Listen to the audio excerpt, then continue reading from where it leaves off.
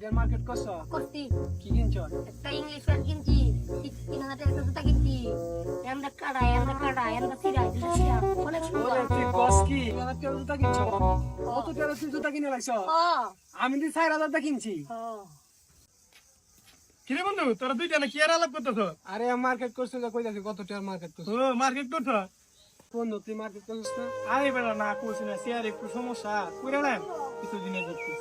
পুরা লাইস এই যে 3,000 টাকার জুতা কিনছি, আমি 4,000 টাকা কিনছি, তুই একটা 5,000 টাকা কিনা লাগি। আচ্ছা আর আমরা দিই তিন বেড়া মিললে ঈদের সময় ঘুরতাম যাই। আচ্ছা আমি দিই আব্বারে কইয়া 5,000 চেয়ে নিলে তাহলে লই একটা জুতা কিনালাম, পরে তিনজন এক লগে ঘুরুম।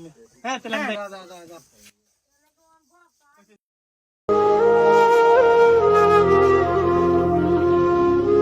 ভাই ভাড়া একটু বাড়াই তো তুই না আমাদের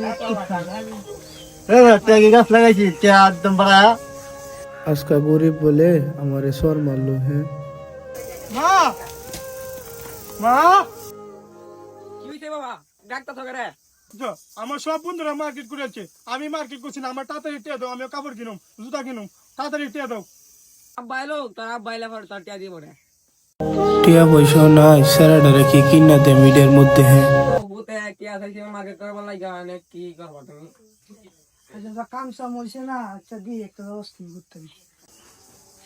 1500 টাকা অনেক কষ্ট করে ম্যানেজ করছি, সারা রাত ঘুম আসে কেন মানবো?